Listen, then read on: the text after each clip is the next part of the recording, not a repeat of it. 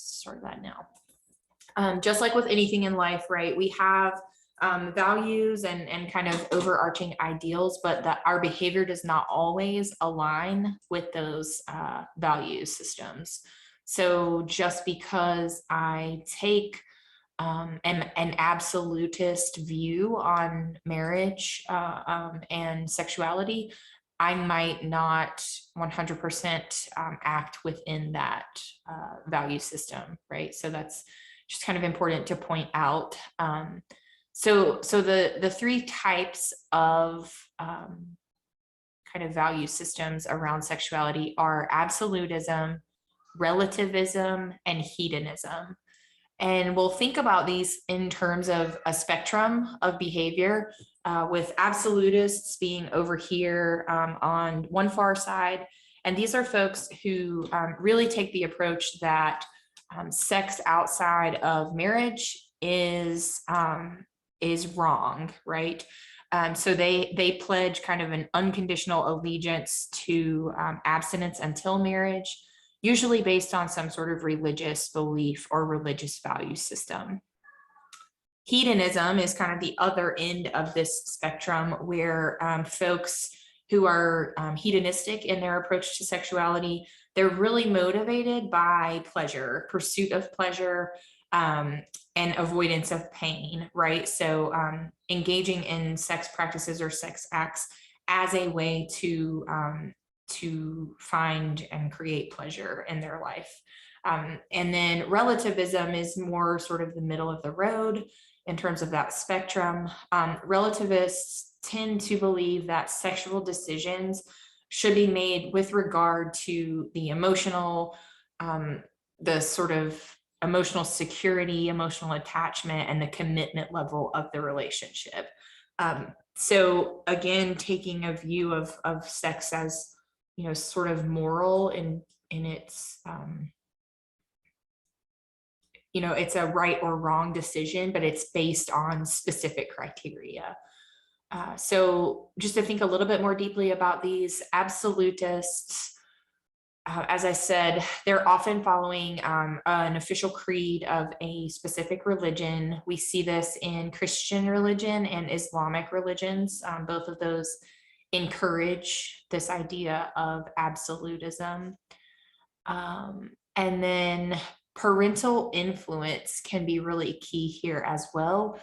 So parents often providing direct instruction around sexual behaviors, but this can also occur through parents modeling of their own ideals around sex, right? So parents' comfort level with sex topics, whether or not sex is discussed as an issue with like shame or guilt surrounding it in the family dynamic, that has a pretty significant impact on you know, how children growing up in that home will sort of internalize their values around sex behavior. But it's pretty cut and dry in the absolutism approach, right? That sex is wrong until it's right.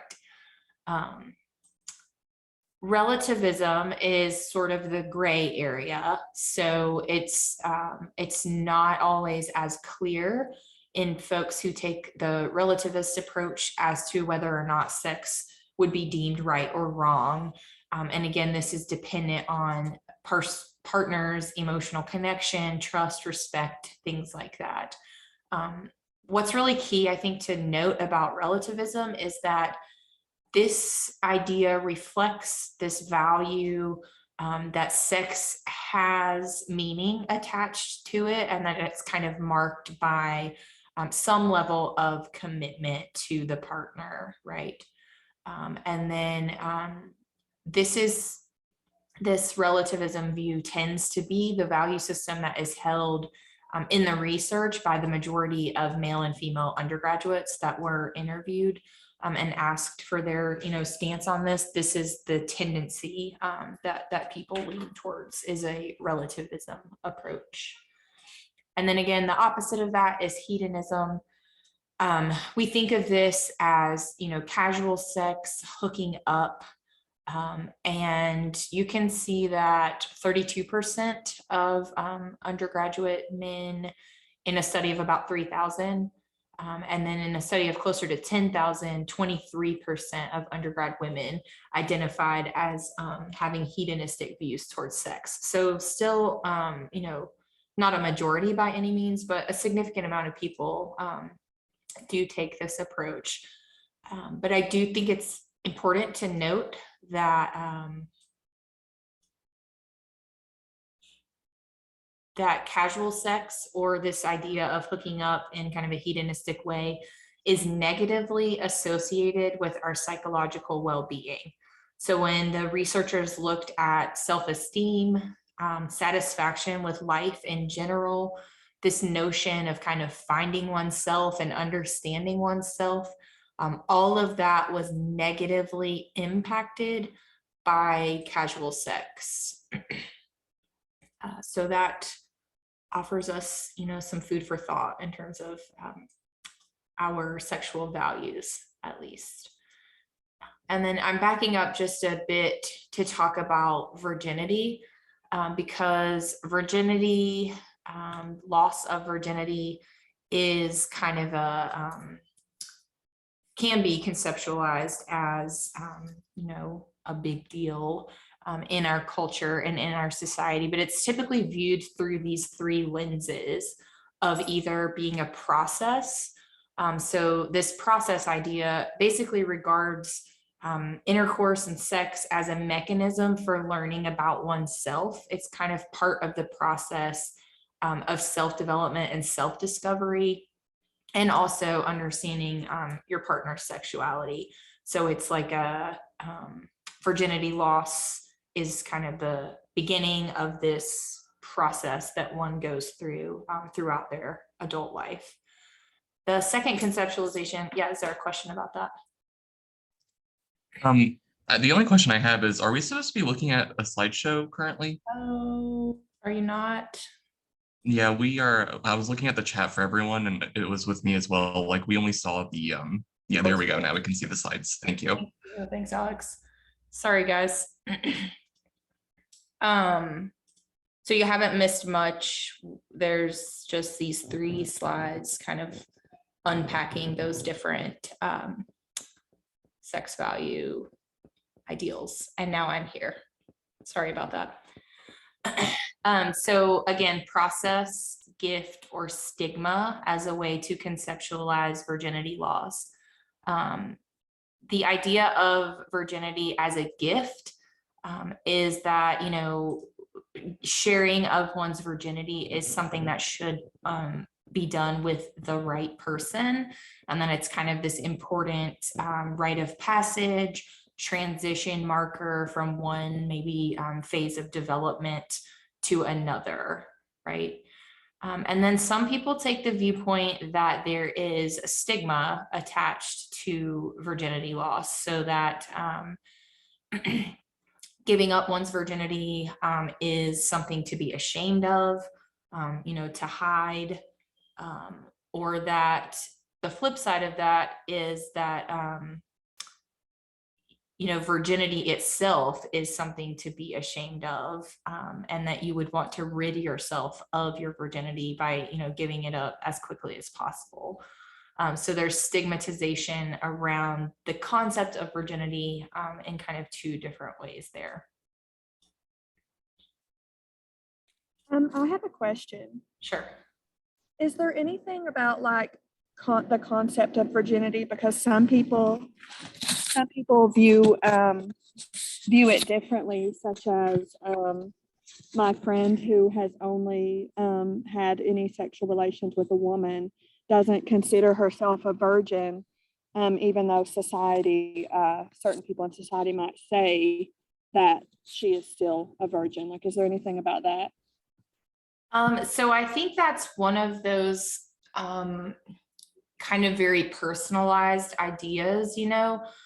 It's kind of the question of, do we determine, you know, oral sex as a sex act or as sex? It's not intercourse, but it is sexual behavior. And so I think that's really largely based on a person's sexual identity and their orientation, and really kind of how they personally define it.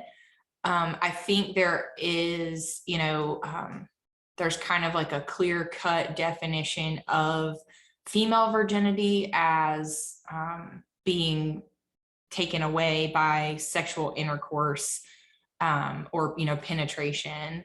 And so if you're looking at it through that very specific kind of scientific definition, then as you said, society or people who use that definition may not, or would say that she still maintains her virginity. But I think if she personally, is feeling as though she has had sex, with in her situation with females, then, it's just probably a very personal and individualized idea.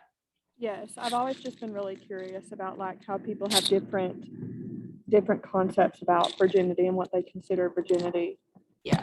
Yeah, and I think it's like I think about Bill Clinton. I did not have sex with that woman, that's right. It just really depends on what you define as sex. And it is very personal. Although I said, I think there are these kind of very black and white definitions that other people may use. But it is a pretty personal in nature. Yes. And that may be something that we see shift, as we're seeing more awareness and equity and inclusion, that definition itself may shift. But for now, I don't think it has. So the sexual double standard, this is, I just have, studs versus sluts here. That's the language that's used in the textbook. But I think that really kind of speaks to a bigger issue that we see play out in a lot of ways. So I'm going to have you go into breakout rooms for just a few minutes. If you are able to open on the course page, there's a Google Doc that's called 322 breakout discussion. And it should look like this, if you can see this on my screen. So I'm just asking you, this doesn't have to be anything formal, like bullet points, just ideas on here. How do we see this sexual double standard regarding gender reflected in our culture and in our society? And then kind of a related issue to this chapter in general is your thoughts on sex education. Is this a home education issue? Is it a public education issue? If so, in either context, I guess, what do you think, like, what's the specific content that should be taught? So if you guys will take, maybe 10, 12 minutes to talk through these ideas. And like I said, just jot a few things down on paper for us. And then we'll come back together. I'm going to make 9 rooms. I think that'll give us small groups enough to talk and discuss. And then we'll come back together and just kind of share your thoughts. All right, I think everyone's back together. So I saw some really good ideas being shared in the group. So I think the most obvious one, right, is that, sexual behavior, men, they're looked at as being accomplished if they sleep around. It's kind of like a pat on the back type of situation where it's more negatively viewed for women. We have terminology and just negative associations with women for sleeping around. But what other ideas came out of your group discussion with regard to this sexual double standard?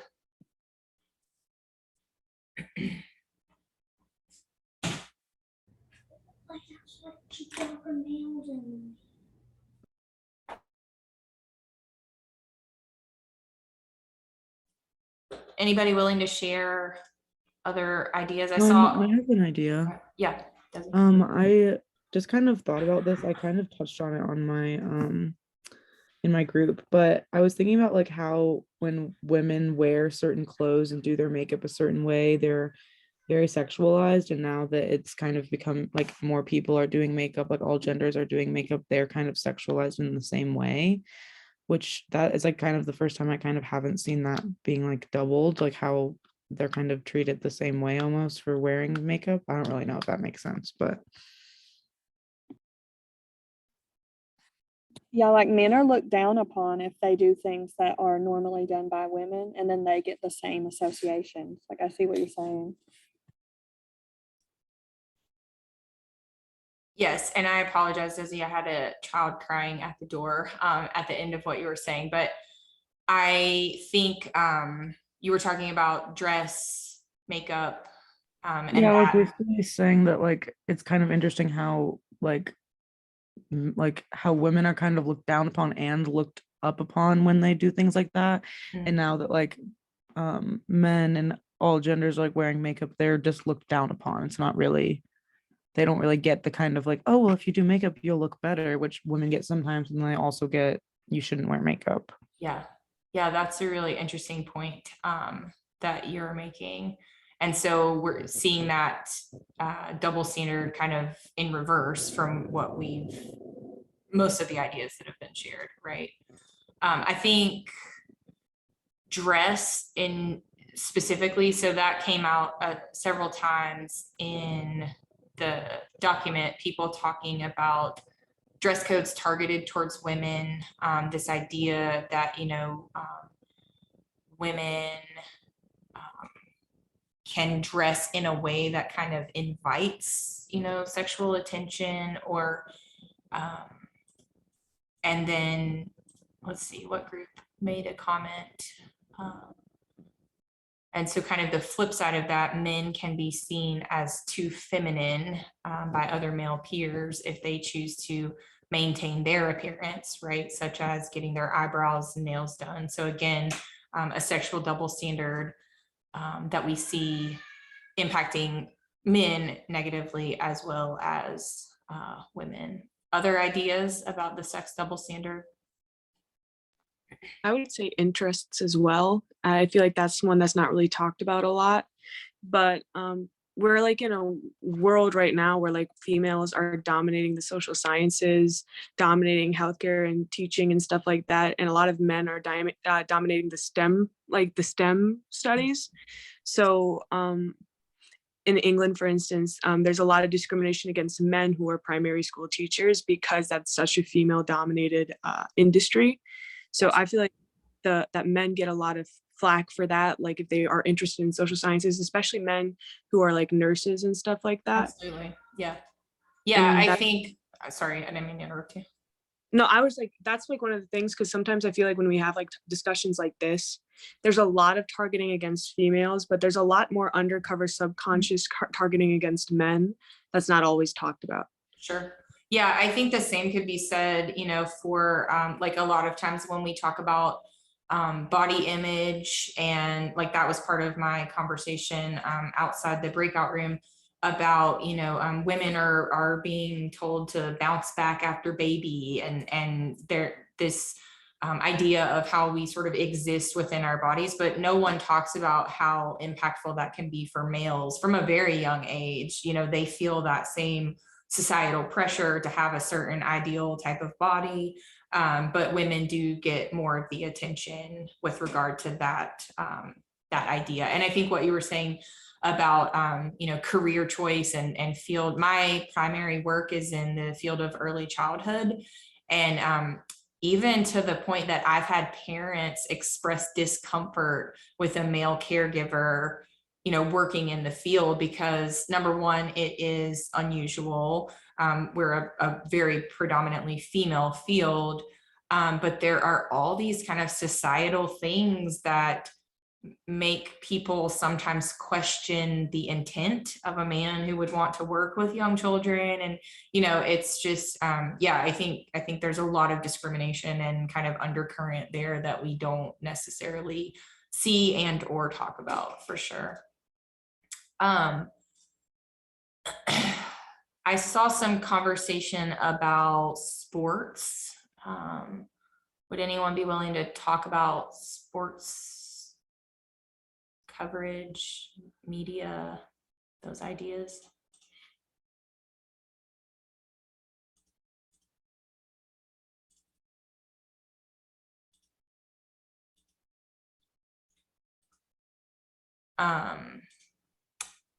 So what was put in the document is that we see a difference in sports media coverage and pay. And so I'm assuming, men, we know the glass ceiling, and, women are underpaid as compared to men in our society. So another kind of difference between sexes, right? I've never understood the term.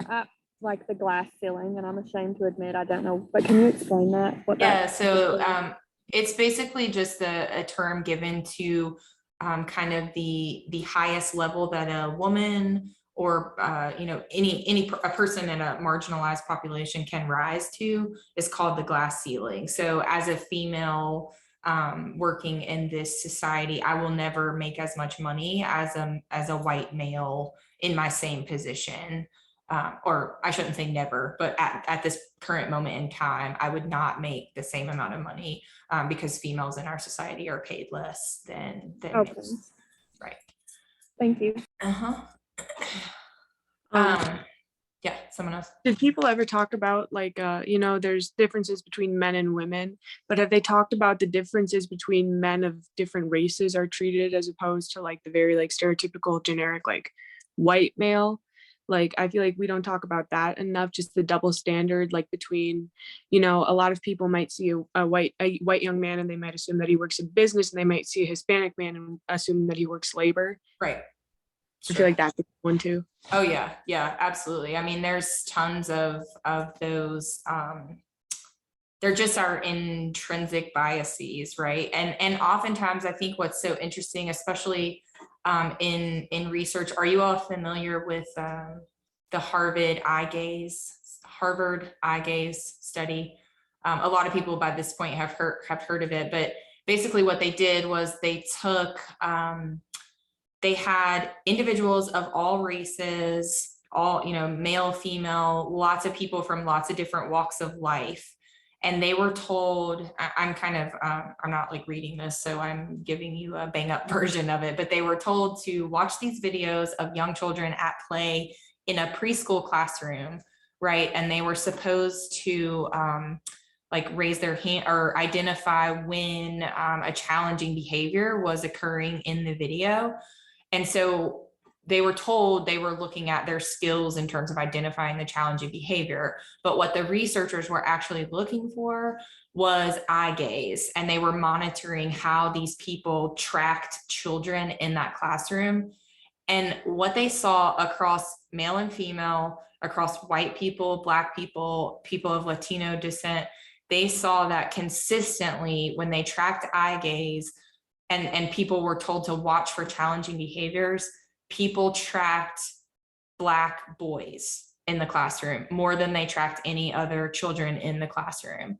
And so what that tells us is that, even if I am a Black male watching that video and engaging in that experience, I carry into that experience these intrinsic biases that are just so deep rooted in our culture and in our society that even as a person, who identifies as Black male, I can't get away from those biases. And so, yeah, I mean, I think there's so much of that happening in our culture that we don't even really know is happening, that we all kind of bring that to the table with us, Desi, in all of our interactions. And even when we're, conscious of it and we try to be aware of it, those are just so, they're really kind of overarching in society. So yeah, I think that's, we could probably name these for longer than we have time together today. So what about the second topic then, sex ed? I saw some interesting ideas there too.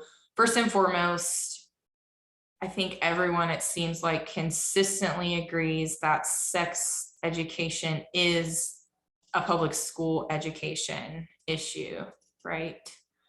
And so if we establish that, because we can't assume that people are getting educated about sex, particularly about safe sex practices, right, at home. So then what types of content do you think should be included in sex education? My group talked about consent, Mhm. which should be obvious, but I think at a young age, consent can be really confusing. Mhm. And also, there's a lot of like picture sharing, and that also falls into the topic of consent. Like I know in middle school, even in middle school, a lot of photos were being shared, like private photos. Yeah. And that just should have been discussed in a healthy way so that Yeah. it didn't get to that point. Yeah, That's and definitely not something they're talking about at home. sure. That brings us back to this kind of theme that's been running through the course, is the impact of technology and the shift that we're seeing at a societal level because of technology, right? So, the sex education of even 10 years ago is not relevant to today, because like you said, there are things happening today at a very young age that people need to understand, they need to be aware of, they need to know how to navigate those situations. And our parents, or even people who have been working in the field for 10 years, unless they're staying current with these issues and how the trends are shifting, they might not be the best people to provide that sex education. And that was one of the things that Aria and I talked behind the breakout rooms in the main room about, is that sex education doesn't necessarily need to be provided by the gym teacher just because they have a health degree, but qualified professionals who are able to really speak to these issues and to kind of help people navigate their understanding of these issues is also a really important piece. Alex, I see your hand is up. Whenever we were talking in our group, we discussed a lot of the ideas that go with like STDs and like STIs and all of the discussions that go on towards the importance and like what that can also lead to if not covered. Yep. We talked about how like there's a like personal experience, like my sex talk or like my health class really didn't even touch upon STIs or STDs a lot, and I mainly learned about it through like my social media outlets and like my own personal research. Yep. And a lot of the time it like, that own research like really helped me understand it. But I think a lot of kids may not have had that kind of like information to go after. Like they didn't have the resources to look after that. And then it can lead to, future development, maybe being baffled or even stopped just because STDs and STIs are like something that's very important to realize that like it can lead to death and everything. Sure. And Yeah. we also talked about like during the acts of sexual intercourse or just sexual interactions, like cleanliness is like one of the top priorities that you should be taking. I think that's what one of my group members talked about. It was that like during sexual intercourse or sexual interaction, like there's going to be a lot of places that may or may not have the best cleanliness, or you may have come from something like eating dinner or something and touched a dirty plate, and that could lead to an infection. Like cleanliness is something that should be one of the priority things like done or like captivated in terms of Yeah. sexual intercourse, because it's like that can lead to very detrimental health risks. Yeah.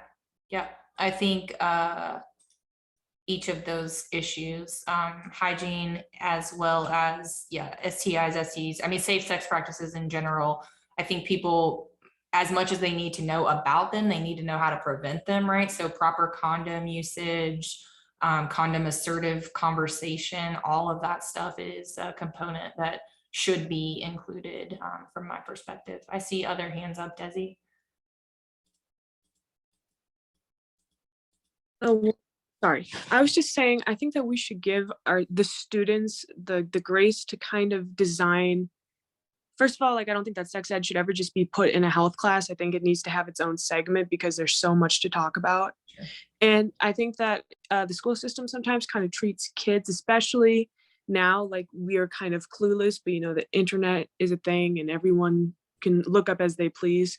So I feel like because of that, there's an opportunity to make sex ed a little bit more personal for the class that you're giving. Yeah. And not only that, but I think that parents and teachers are kind of scared of that, and that's only a detriment to the children. Yeah. And I don't know, I feel like it could be framed a lot better. And I feel like that there are things that like should be, we are such a diverse culture right now, such a diverse society with so many different types of sexual relationships. And you should be also teaching the kids, this is the type of relationship you may or may not want to have before you have intimacy to begin with. Like what are the types, like we talk about, like, I don't think you should have to wait till college to hear about stuff like that, because you most likely have sex before college. Sure. Yeah, I agree. And actually some people, I think, in their like written reflections kind of mentioned that a class with the content such as what they're getting in this class at the high school level would have been so much more beneficial, in terms of timeliness, because I think of what you just pointed out for sure. And then I saw another piece that I just kind of want to touch on really quick about birth control and menstruation. People are saying, we need to do away with abstinence only sex education and really dig in. But I think the idea of bringing in, talking more openly about birth control, menstruation, life choices related to sexuality, all of that stuff. And it really goes back to, it's not happening because people are not comfortable having those conversations, right? Because for whatever reason, there tends to be this thread of shame, guilt, keep that quiet type of thinking around sexuality and sex behaviors. And that really just perpetuates like the issues that we're discussing today, right? In that people don't feel comfortable being open and sharing about their sexuality because it's not really looked at as a topic for, open discussion in a public space. So I just think that's kind of an important piece to point out that came out of your breakout groups as well. So we just have a little bit more to cover. I'm not going to spend a whole lot of time talking about specific sexual behaviors. I think most of us probably know how these are defined. I will point out that masturbation is a sexual behavior where, again, I think we see that sexual double standard play out. That's sort of a normed kind of typical behavior looked at through a societal lens for males, but there tends to be stigmatization around female masturbation, female, pleasure with sex toys and things like that. So just kind of point out that relates back to what we were just discussing.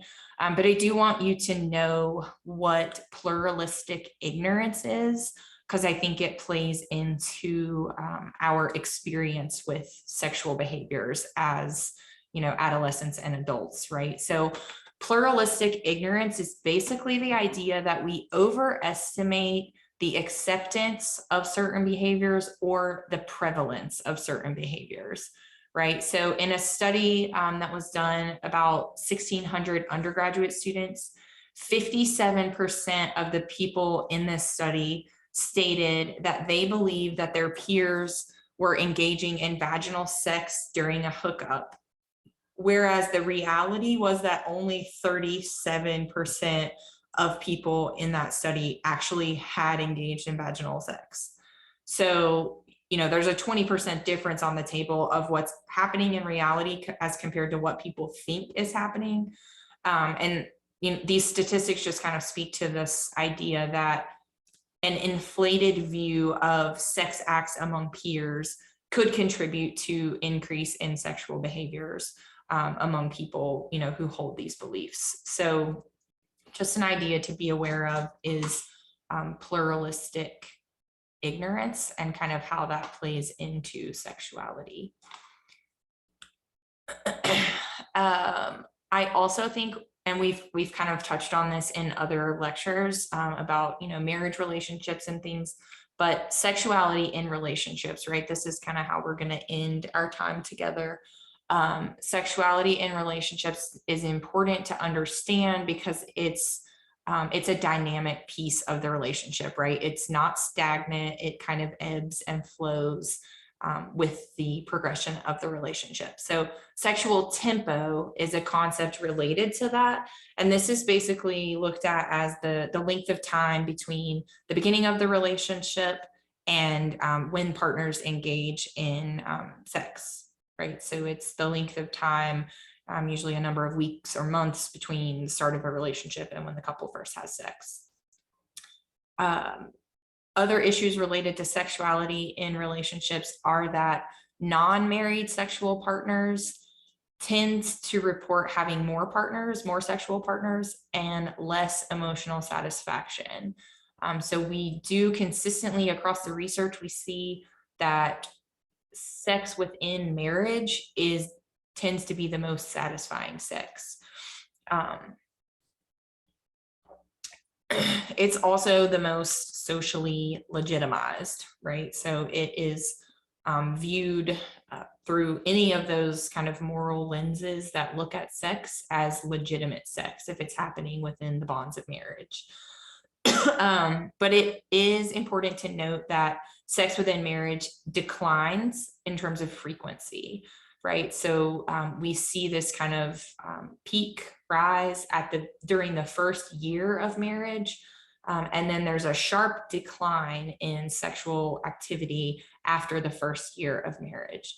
And again, I just think that's something to be important to be aware of, because that's kind of the natural trajectory, natural progression of a married relationship. So, not cause for concern. And then kind of a related idea that's brought out in the text is this notion of NRE, which stands for new relationship energy. But this is a term used to refer to kind of the euphoria, the bliss of new emotional and sexual relationships, and that does dissipate over time.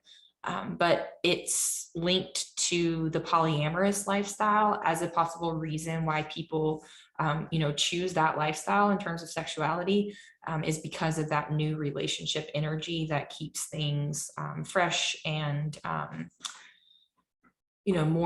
maybe more exciting than a monogamous relationship.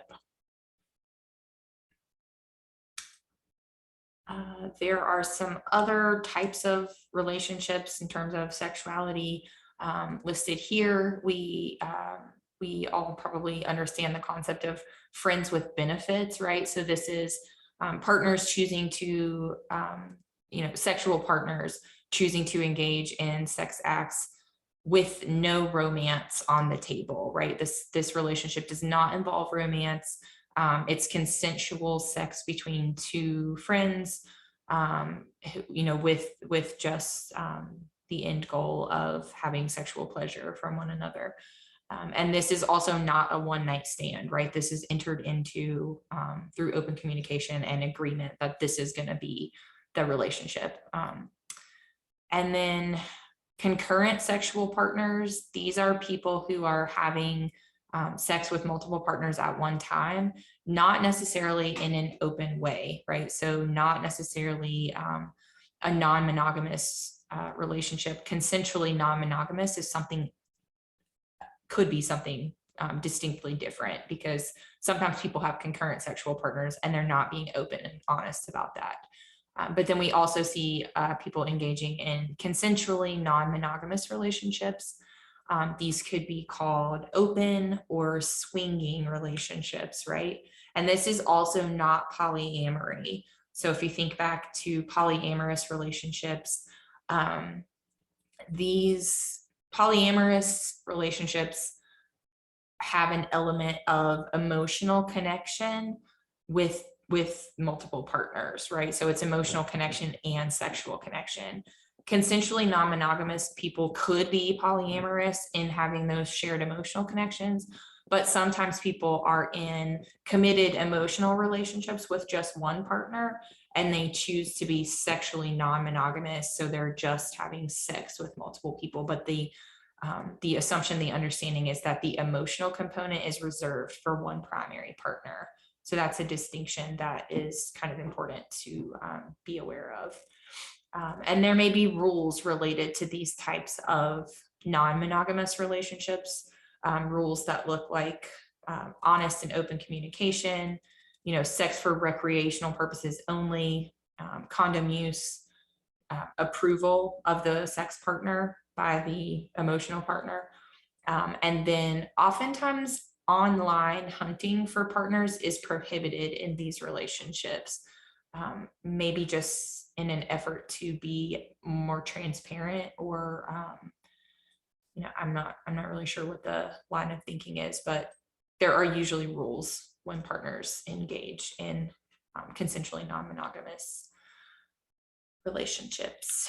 And then I've already talked about these safe sex practices in the context of sex ed, right? So really important things to be aware of. Condom assertiveness, I mentioned that kind of in passing, so I'll define it here, just make sure that we all have the definition, but it's clear communication within the relationship that determine condom usage, right? So I make it clear from the get-go that sex without a condom is unacceptable. That is condom assertiveness. And then stealthing is something that's kind of a related idea, and that is non-consensual removal of a condom during sex that can obviously expose the partner to inherent risks involved in sex behavior. So I think that's also a piece that needs to be clearly communicated in sex education at an early age, is how to talk about condoms, how to use condoms, how to be aware of people who might try to undermine that. And then sexual fulfillment, there's just some kind of global ideas listed here. But again, I'm going to refer you, and as I'm kind of wrapping up, if you'll type your name into the chat so that I have record of you being here.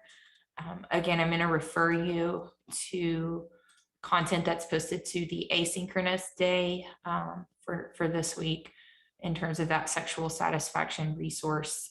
There's a podcast there that might be of use to you. And then this woman is describing the sexual satisfaction scale. That's also a tool you can access here to kind of look at, excuse me, your own sex life, partner choices, things like that.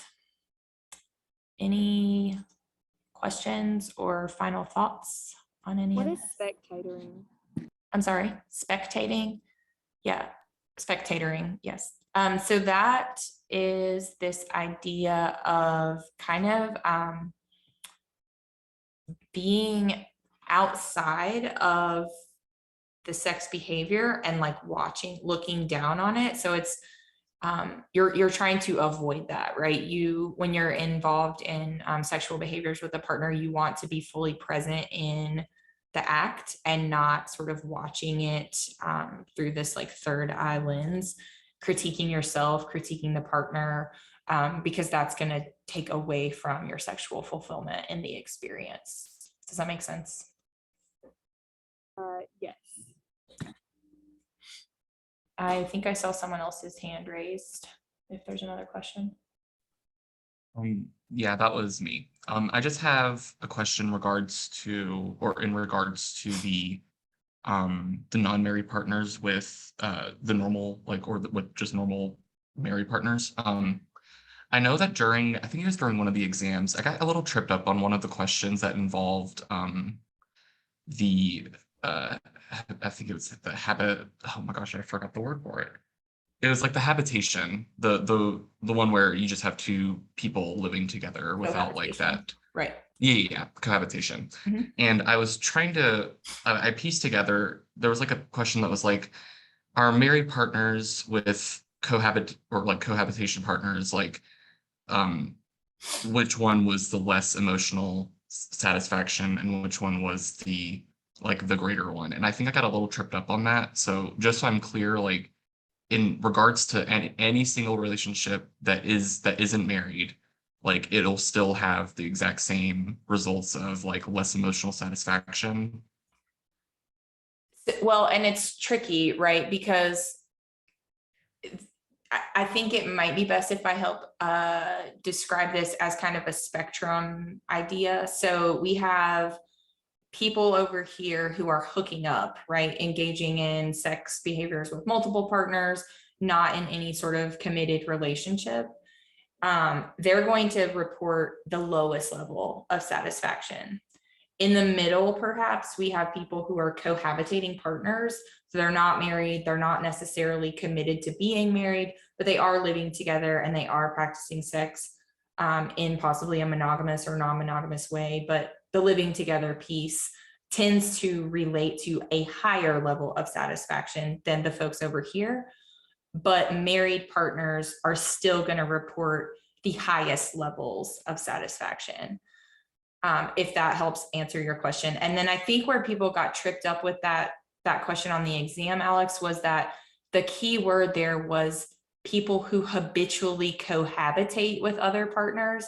So not that, in college I lived with someone, and in my 20s I lived with someone and then I married a partner. But if you're having multiple live-in partners across the course of your adulthood, that tends to result in lower satisfaction within the relationship, because it's related to higher levels of breakup, higher levels of inconsistency in the home life, all of those things. So habitual cohabitators that have multiple live-in partners will report lower satisfaction in relationships also.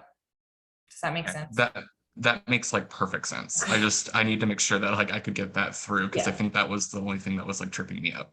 Yeah, it's that habitual cohabitation piece that kind of throws a kink in it, in terms of that spectrum that I just described. Great, of course. Thank you so much. You're welcome. Anybody else got questions or thoughts? Okay, that is our time for the day. I hope you all enjoy the beautiful sunshine and the spring air. And I will not see you next week. So just access what's online, and then we'll come back together in 2 weeks. Okay. Thank you. Thank you all. Take good care.